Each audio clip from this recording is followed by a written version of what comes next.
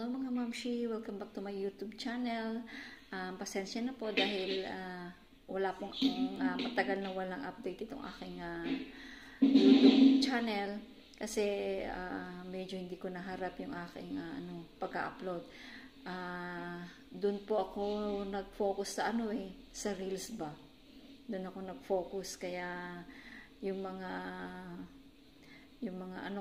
araw-araw na mga activities, yung mga experiences ko is doon ko po na-upload. Kaya hindi ako masyado sa aking YouTube channel. Pero ganun pa man, syempre, binivisit ko pa rin po siya. Tinitignan ko naman po siya kung may ads pa po ba siya. So, in fairness naman po, may mga ads pa rin po siya. Sa katunayan po, yung aking AdSense, doon sa aking earnings, meron naman na po siyang 4.99 USD. So matagal talagang mag-ipon kasi talagang kakailanganin mo na kung gusto mong maging mabilis yung iyong kita, kailangan talaga mag-focus ka or bigyan mo ng full attention. Ganon. Syempre tayo naman po, lang siya, paano lang kung may time, ganon, mag-upload. Lalo na ngayon, ilang buwan na hindi ako nakapag-upload. Kaya, medyo napabayaan ko na yung aking YouTube channel, no? So, ngayon, i-update ko po kayo sa aking sitwasyon na naman po dahil winter na naman po dito sa Malta. Mag-winter na po siya. Po ako ngayon, naka-vacation po ako ngayon.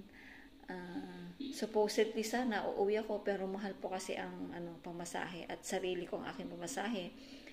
At alam naman po natin na galing pa rin po tayo sa pagbabayad ng utang at as of now, hindi pa rin nakakabayad ng utang dahil napakalaki po ng expenses sa pagpunta namin dito sa Malta. Mahirap bayaran considering na yung aming sahod hindi naman po consistent na malaki. Tama lang po.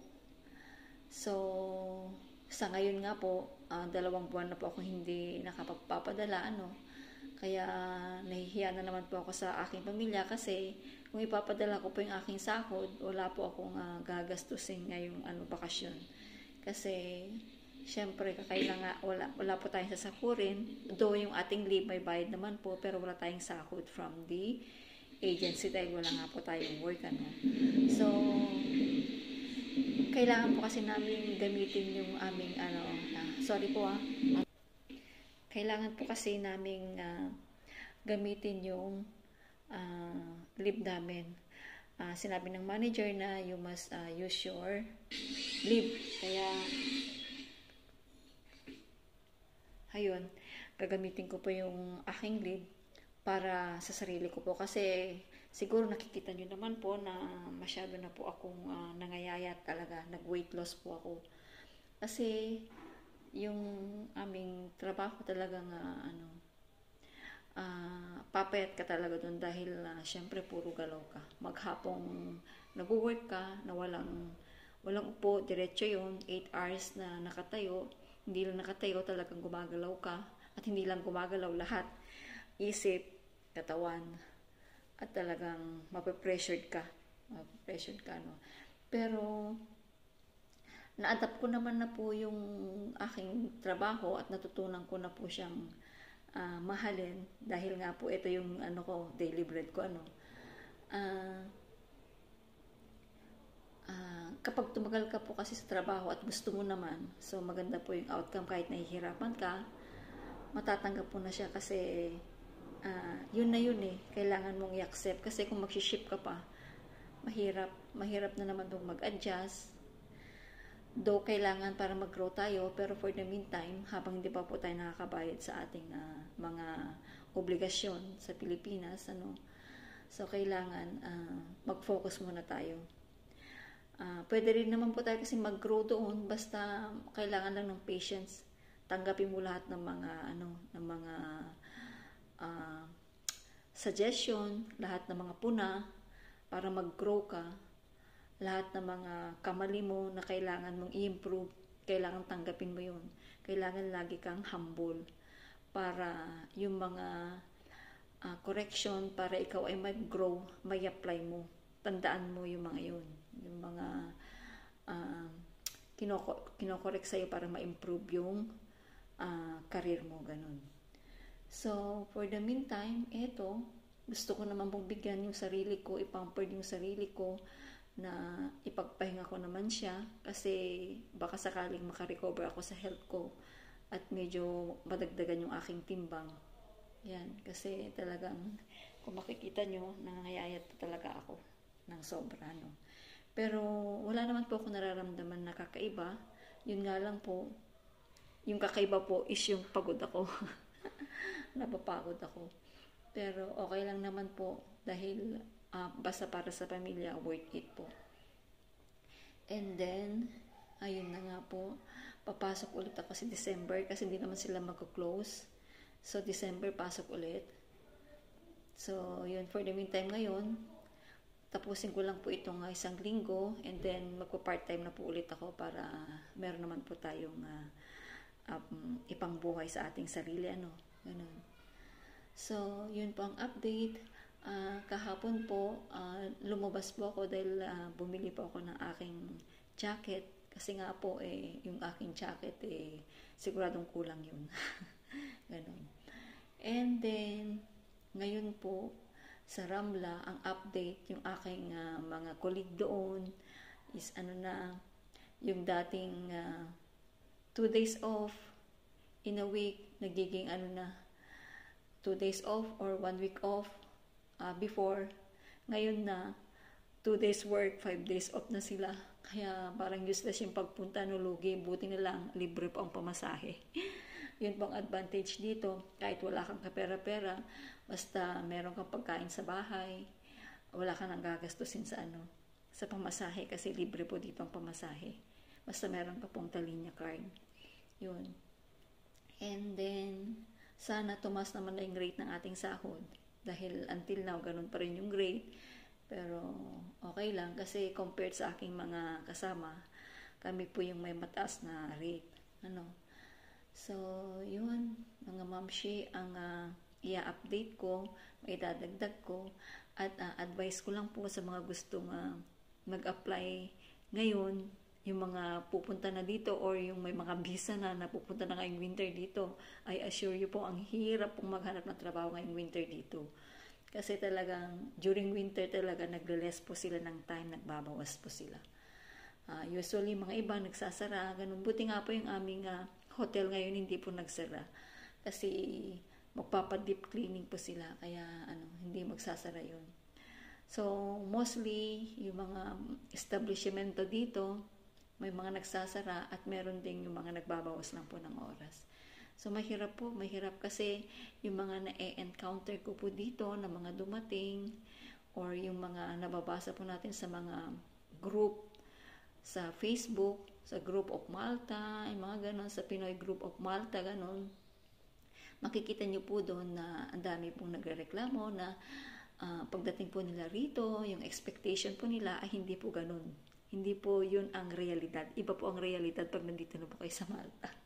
Malalaman niyo po ang realidad kapag nandito na po kayo.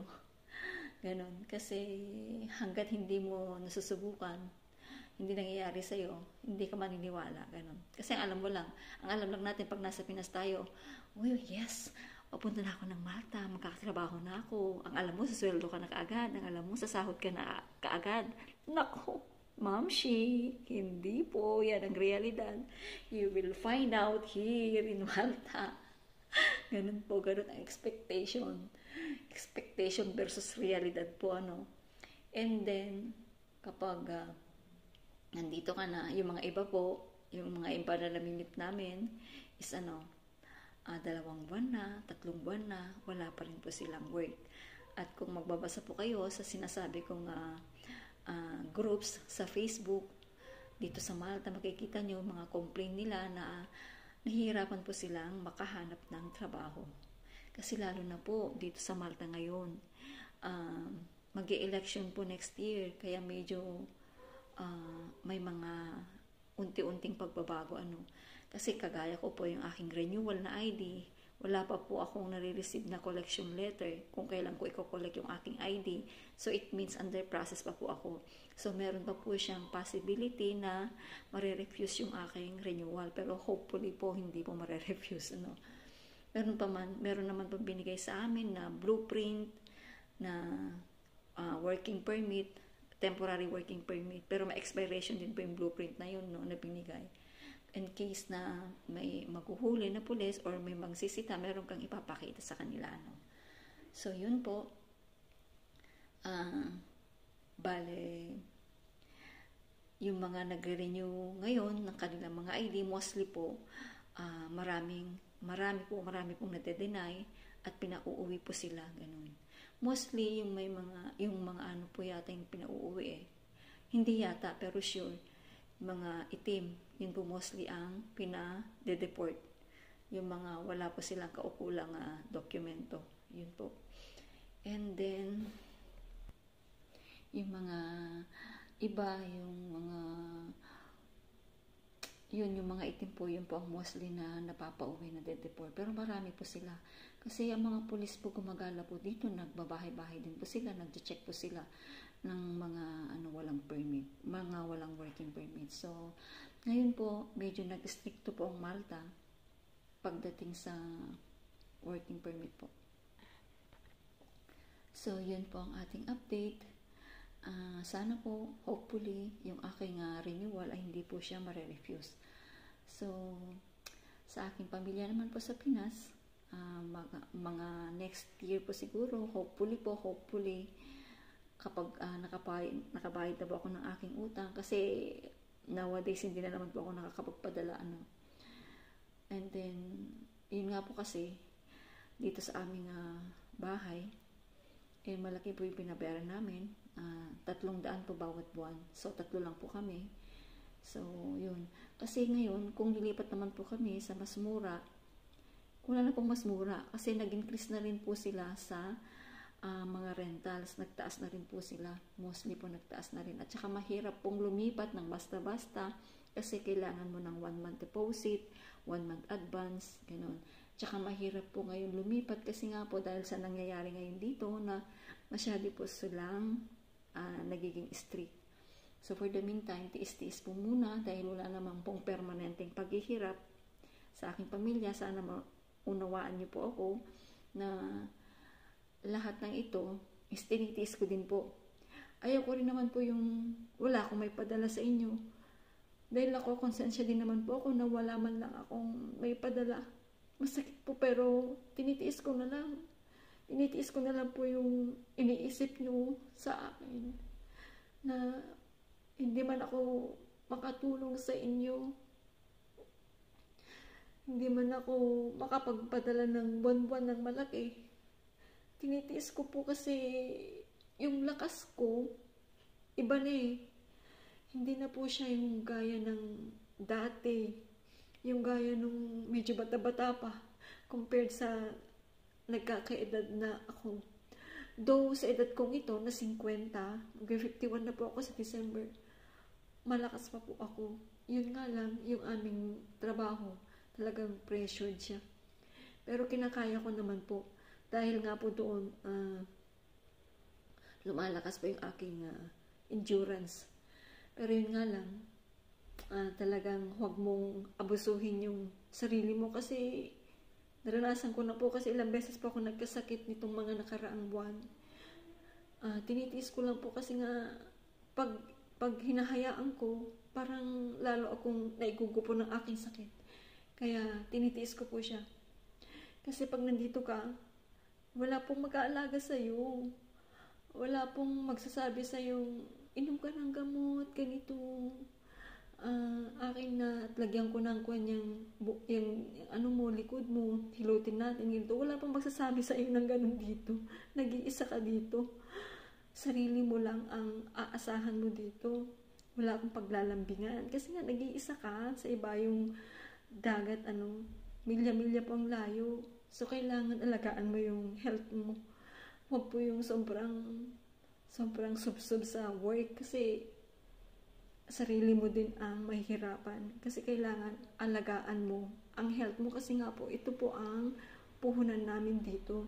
Kaya pasensya po kung hindi po ako nakapagpapadala ng ini-expect nyo na sobrang laki yung aking papadala or wala man akong naitutulong sa inyo, sa aking mga magulang. Though alam kong hindi naman po ninyo hinihingi or hinihiling, pero nararamdaman ko obligasyon ko sana yun na kahit man lang konti. Pero sana mahintay nyo na medyo lumuwag-luwag ako. Dahil ngayon, sa pinansyal nahirapan pa rin po ako. Dahil kailangan ko rin naman pong pakainin yung sarili ko. Masakit din naman po sa akin yung nandito ako na parang useless. Hindi ako nakapagpapadala. Dahil yung gastusin po dito, malaki-laki rin. Kung dyan po nag-increase ang mga bilihin, tumaas ang mga bilihin dyan, ganun din po dito. Tumaas din po ang bilihin. Pero ang sahod, ganun din. Hindi rin tumataas.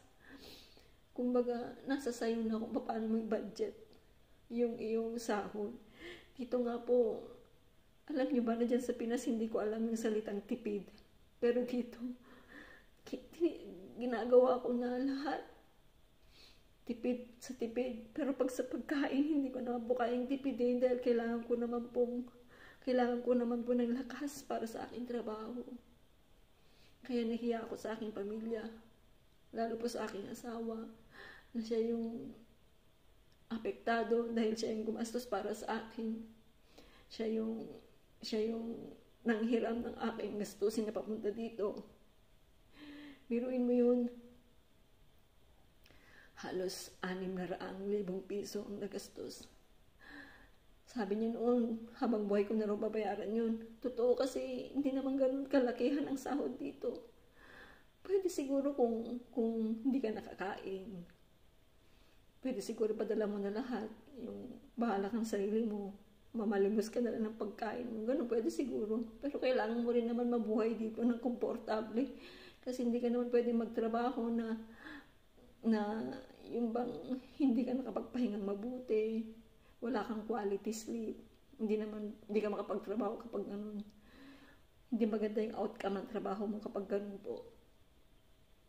So para sa akin dito, sinasabi nila, ina-advise nila na kung pwede mag-change job ako. Pero ngayon po, sinasabi ko po, mga mamshi, na hindi po basta-basta mag-change job, hindi po pwedeng basta-basta mag-shift ka ng ibang work kasi mahirap nga po yung approval.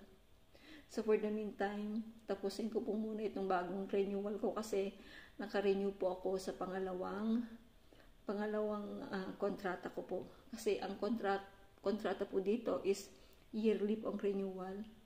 So ganun, titiisin ko po muna. Ayan, na matapos ulit yung isang kontrata na yun. And then siguro magda-direct na ako ganun para medyo mas mataas po ng konti. So yun, sana maunawaan niyo po muna ako na gusto ko po muna ipahinga yung aking sarili, hindi lang po yung aking physical na katawan, kundi yung aking isip din.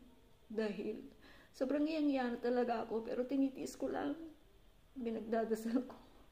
Sabi ko nga, yung minamanifest ko na manalo ng lottery. Napuro ako eh. Tumaya ako kahapon. Tumaya ako. Kulang ng isa. At nanalo na sana. Jackpot sana. Pero ganun talaga siguro. Kailangan dumaan ka sa butas ng karayom bago mo maranasan yung pagka-successful mo, no? Kailangan maranasan mo lahat ng hirap. Kailangan gumapang ka sa hirap. Ganun pa man po, ayos lang po. Basta ang aking pamilya ay healthy at masaya sila, satisfied sila, kontento sila doon. Hindi po sila nagkakasakit. Okay na po sa akin yun. Kaya hinihiling ko lang po ang inyong pangunawa sa ilang mga taon ko rito dahil talaga pong wala akong may tutulong sa inyo. Kahit man po pang birthday gift, wala pa akong may padala. Nahihiya po ako. Sobrang hiyang-hiya ako kasi noon, nandiyan ako sa Pinas. Kung may mga birthday ganyan, alam niyo naman na okay ako. makapagbibigay po konti. Pero kung kailan nandito ako sa abroad, wala man ako may share. Nahiya po ako, hiyang-hiya ako, hindi niyo po alam kung gaano ako nalulunod sa aking hiya. Nung birthday ng aking ama, wala man ako naipadala. Wala man ako naibigay. Hiyang-hiya po ako. Hiyang-hiya po talaga ako kasi kung kailan nandito na nga ako, wala man akong may tulong na kahit konti. Ganun pa man, alam kong maunawaan nila yun. Wala naman pong permanente na ganito. Alam ko lilipas din lahat ng ito. Basta, ang kinakapitan ko lang po rito, lagi pa ako nagdadasal. Lagi pa akong ginagabayan ng aking guardian angel. Yun. So, yun pong aking update sa akin ngayon dito, yung mga nangyayari ngayon sa akin dito. Gusto kong i-share sa inyo mga mamshi na bago kayo pumunta ng Europe, mag-isip po kayo ng million times. Million times dahil iba po ang realidad dito. Kung may pera lang po kayo, mag-Canada na lang po kayo, or Australia, yun po ang aking advice. Para sa akin, yun po ang nakinikinita ko. Yun po ang aking advice. Ganun pa man, lagi lang po tayo magdasal, kumapit sa Diyos dahil hindi naman po tayo pare-pareho ng kapalaran. Kung ano po yung kagustuhan nyo, ano po yung gusto nyo, kung ano po yung gusto nyo ma-achieve sa buhay, subukan nyo po para naman po magkaroon kayo ng experience at matuturoan kayo ng inyong experience. Sabi nga nila, experience is the best teacher, mga mamshi. So, yun po muna ang aking may update sa inyo at sana po patuloy po kayong mag-subscribe sa akin at kung may mga katanungan kayo hindi ko nasasagot, talagang busy po lang po kasi ako, pero itatry ko po siyang sagutin. Kung nagtatanong po kayo kung anong agency, ang agency po namin sa Pilipinas ay Marmic po sa Manila. Pero meron po kaming sub-agent sa probinsya. Yan, para hindi na po kami lagi nagpupunta sa Manila noon. Meron po kaming sub-agent sa probinsya, no? So, yun po. Ang agency po namin is Marmic yan sa Manila. And then, yun nga po, ang nagastos po namin is 500 sa agency. Pero syempre, yung baon mo, pocket money mo papunta rito, umabot ako noon ng 80,000. So, siguro kulang-kulang 600K lahat po. So, yun po ang kailangan nyo i-prepare. Pero, ganun pa man, mag-search po kayo sa Google kung ano po yung mga legit po na agency papunta rito po sa Malta. Kung mayroon pong mas mura, dun po kayo. Yan.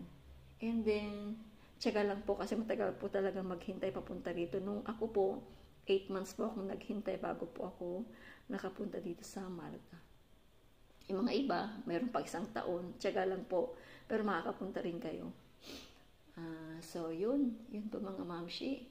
Regarding sa bilihin, yung mga cost of living dito, tumaas na rin po ang cost of living dito sa Malta. Yan. And then rental, tumaas na rin po. At mahirap po maghanap dito ngayon ng bahay.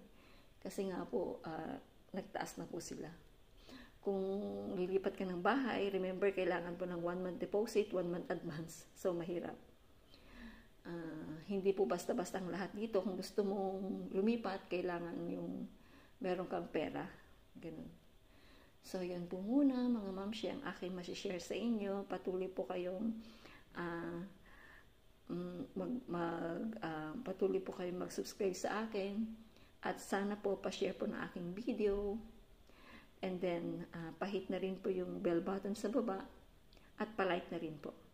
So, thank you. Thank you for watching, mga mamshi. This is Joan Basubas Agkawili signing off. Bye-bye. Thank you. Love you all.